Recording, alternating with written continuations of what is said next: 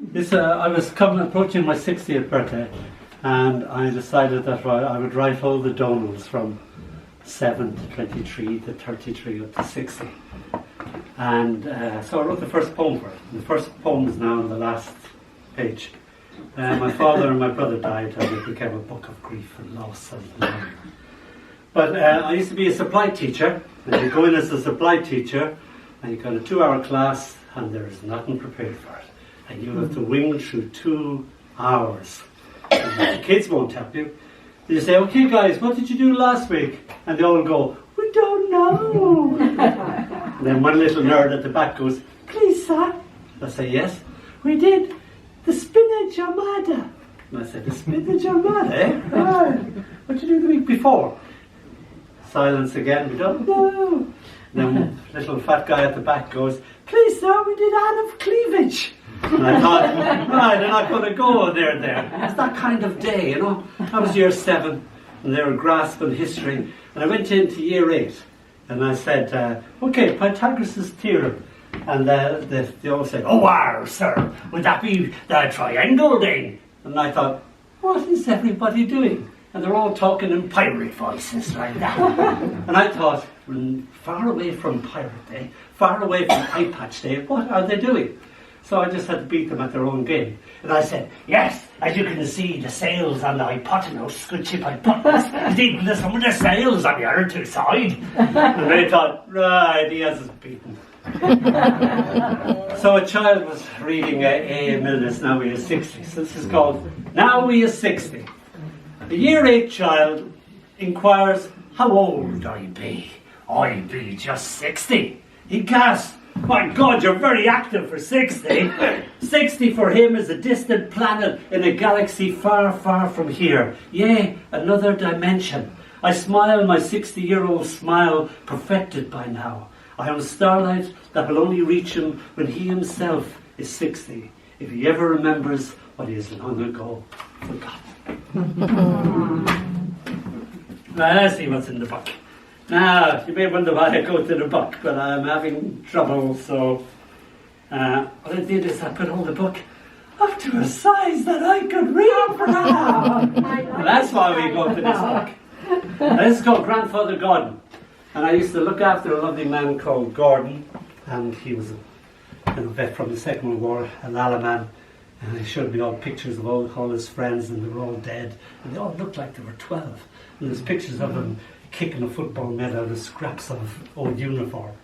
And he said his father was also called Gordon, and his dad came back from the war minus a leg, minus his head, and totally lost. And his wife was so embarrassed by what came back to her that she told everybody that this white-haired man was her grandfather. So that's why he was known as Grandfather Gordon, although he was actually their father.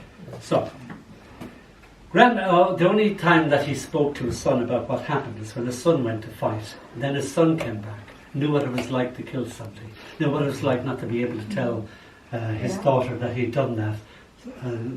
She said, why did you have to kill a man? He said, it was the only way I could get back to you, to see my unborn baby. So, Grandfather Gordon. Grandfather Gordon, always scratching his wooden leg, insists it itches. Always a different explanation how he lost the leg, enough to fill a book. Grandfather Gordon scratching the air where his leg should be. Grandfather's Gordon wooden leg, now a Tommy gun, a sword, a unicorn straw horn. Give me back me leg, you daft wee buggers! Begging for his leg back. Grandfather Gordon's gone. His wooden leg lives on, dusty in the corner. I stroke his leg, remembering him. It itches in my heart. This has got my mum's mind. This is about the first time when I grew up. I was very small, and we used to jump off this big high wall, and it was like a triangle, and we used to go up to the highest part and jump off. We could have killed ourselves, but we didn't care about that. And when I saw her fear and her worry, that was the first time I realised that my mum was another person with feelings that could be hurt, be happy, and that she was a person in her own right. So this is me growing up. My mum's mind, the memory of my mother Rita. If you fall off that wall and break both your legs, Don't come running to me. You'd never understand me man's mind and how it worked. One moment she'd half a mind to come up there and get me off that wall. Then she was in two minds about whether to tell me to stop. Go ahead, kill yourself. See if I care. I'm warning you, child. If you fall off that wall and kill yourself, I'll personally come up there and kill you myself, so I will. I used to watch the words climbing out of her mouth and fly around the room, looking for a place to land in my mind. Never cared whether she gave out. I just loved everything she said, the music of her and how she made the words behave.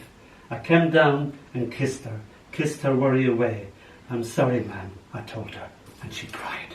Well, that's when you have to go on. It's called Parallel Lines Do Not Meet. There's two things I was never any good at. One of them was mathematics and the other thing was happiness. So, yeah, we had Mr. Finnegan who used to beat us to death over it. You know, if you beat me, I'm not going to understand Pythagoras' theorem. So, it's called, and the only one thing I did understand was parallel lines do not meet. And I could see that, and then it had, except that infinity. And I thought, God damn it, I still don't understand that. So, happiness is not a mathematical formula that one can apply to supply an answer. Rather, it is the sum of who you are multiplied by who you're willing to be. Happiness, like mathematics, is something I was never ever good at and always made me weep in equal parts desperation, exasperation and frustration, or death for short. For example, if it took a man a lifetime to dig himself a hole, how long would it take for half the man he used to be to dig himself out again? Questions such as this only caused me grief. In mathematics like Latin, which I could also never know, I would cheat and repeat words full of sound and no sense, e.g. the cares of the hippopotamus are equal to the sum of the cares that the other two hippopotami could find. Happiness, like mathematics, was all Greek to me. I don't know, that's all right. But I do know that happiness happens every now and then. The only trick is to be aware that it's there and that parallel lines do meet at infinity. Thank you. Oh, yes. Hell yes. Right, let me see what else I got for you now. So, yeah, 7 times 7. This is called 7 times 7. I used to, as I said, I was no good at maths.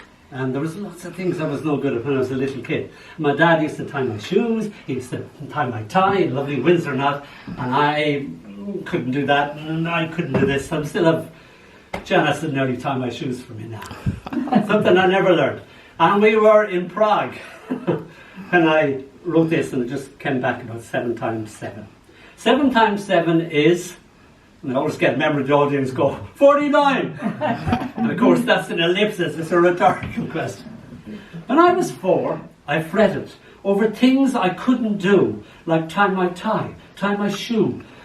Laces were beyond me, as were such things as 7 times 7 is... No, it's gone again. My dad would get it right every time, and I'd... forget. Or he would tie my laces so they couldn't come undone, or do me a splendid Windsor knot. For the life of me, I simply could not. And when I grew up to be 5, would I know by then? Surely by 10? Was never sure about being sure. Ties, laces, timetables defeating me. My father all love and hugs and smiles. Now them I could do. And my father could pin a river down, a blue line flowing in an atlas, watching it wriggle under his tongue. Vltava, he'd commanded, and it would pause and listen to its name. He told me the river lived in Prague, and that was somewhere, forget. And here I am, almost at 64, gazing at the Vltava in person. Know it for what it is, and all its swans, I even know where Prague is now. I stand in its December. My Father, who art in heaven, I pray to you as I would do when I was 2, you better than any God I could never imagine. So here I be in Praha, watching the waters of the Vltava, repeating a Czech tongue twister, laughing at its absence of vowels. Prit krits, skriz drin, split slit just zern. What a howl. Still have trouble with those damn laces. My wife laughs as they come undone and come undone. Damn them. Can only make a bad stab at a Windsor knot. Get by not wearing a tie. Hugs and loves and smiles, I know them by heart. I hug you in my mind's eye. Know that 7 times 7 is and always will be. Sorry, so what? What does the Czech proverb mean? Oh, don't ask me that, silly. Right then. Pryd cryt, sgriz drin, se priv slit hys zern, means a mole farted through grass having swallowed a handful of grain. Now you know, still. Go on, madam. We don't have time, lovey. Oh, I wasn't looking. You've done 10 minutes. We've done 10.5 minutes.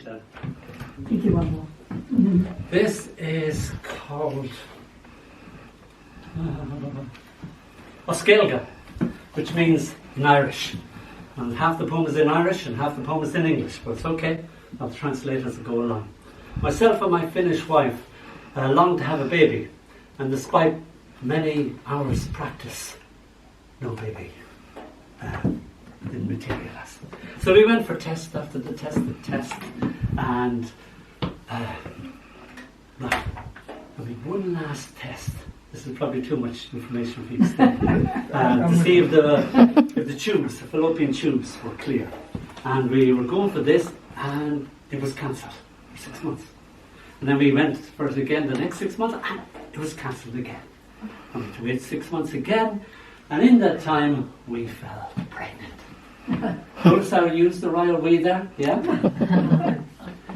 And I used to lie down by her belly, and I know very little Irish, and I used to sing all the little scraps of Irish like a patchwork quilt of language to her belly, to this unborn child. So that's what comes into this too. So dún do sula, close your eyes. Cuddle go law my grosiv, sleep until day, my gentle love. Cuddle go sov, sleep peacefully, peacefully. I roke and galach shot is rocky and green shafi. This moon will rise, this sun will set. Aragus groi goni. Ara love and care always. Gach ihas, gach laws, gach iha. Every night, every day, every night. My clurin, my storin, my moorin, my little flower, my little treasure, my little darling. Achanish, but now, cuddle gosov gosiv, sleep peacefully, gently, gofonia on lay, until the break of day. And Misha are the tave, with me at your side. Losing our baby late into the night, holding this little thing that only attempted to be human, unable to let go, I clasped the fetus tightly in my hand and buried her in the dawn of a nearby local park, under a recently planted red rose bush. In my grief, flower and baby became one, and night after night I climbed over high railings and even higher stars to talk to her in the dark, in Irish, or sing my love is like a red, red rose, or cry. Almost got arrested one night by an Irish cop, drawn to the sound of Irish emerging from darkness.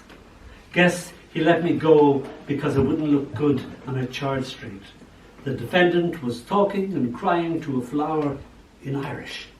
Esht, listen. Dinna egin ne kina. Someone is crying in a darkasan, in his darkness. Phil Aruno, oh, Phil Aruno is now imi Philarum Hakushla Sto, oh. It's Chifik to and glow. Thank you.